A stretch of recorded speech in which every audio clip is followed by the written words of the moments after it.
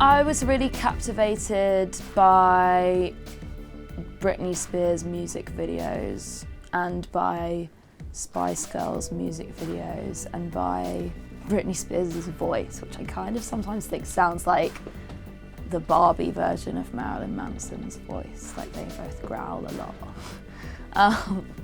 I play music because I don't think there's anything else I like that much to want to do every day. And also it's kind of because I was obsessed with Britney Spears when I was younger and she just made me want to be a musician. I think a combination of both of those two things. I remember when I was 14 I started like posting music online on MySpace, and I started listening to all of the artists on the record label Headbanger. That's when I like really became like obsessed with the idea of making music. I was like super into Justice and Uffy and all of the sounds that they would make, and I kind of wanted to try and replicate that, and I tried and I like completely failed, but kind of made something cool anyway that didn't sound anything like what I wanted it to, but I still liked it. It's not so much that I didn't have control on True Romance, because I did. I feel like looking back on that record, I was definitely just still finding my feet, and I felt very shy in the studio still. And because, you know, even though it took me like 5 years to put that record out, the like overall amount of studio time that was probably taken up to make that record was probably only 3 weeks.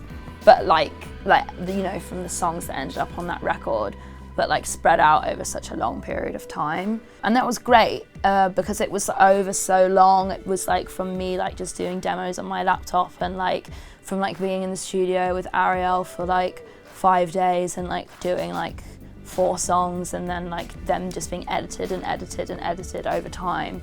Whereas with this record, it was like I knew that I didn't want to do that because I'd sort of like found my kind of the way I liked to work, rather than just feeling like intimidated by like different studio sessions. I'd found like the people who I loved to work with and knew how to kind of like command sessions totally in the way I wanted to. And I think that was really the main difference for Sucker. You know, I executive produced this record myself and I A&R'd it myself. I wasn't being like placed in sessions with like, oh, like you would write a great song with so-and-so, like go in the studio with them. It's like, that was what was happening with True Romance, even though I ended up making most of it with Ariel Rechtshaid, who I love. So yeah, I like set up my own thing in Sweden, and we like went and wrote there in this like empty hotel, and I was just like doing it my way, you know. And I think as well I had like a really strong idea from the beginning. Whereas True Romance, I was like signed on a development deal and I was like, cool, I'll make an album, but I really don't know why or like what about. It was just, that was really like me growing up, I guess.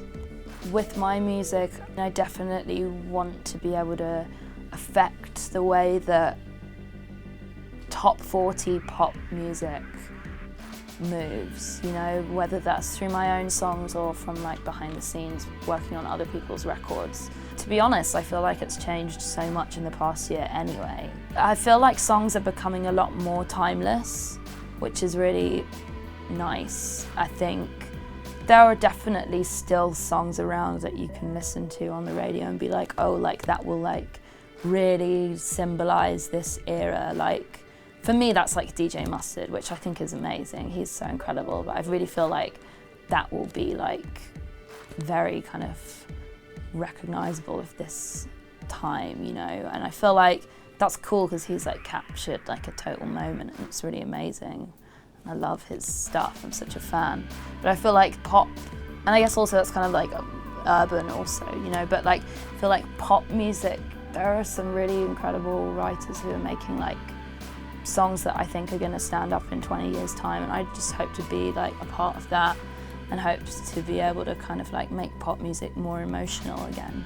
I definitely feel crazy when I perform, but that feels really good, you know, because I don't think when I perform, it's very free for me. I mean, I guess it does, like, I feel like electric when I perform, and I want my songs to make people in the audience feel like that too.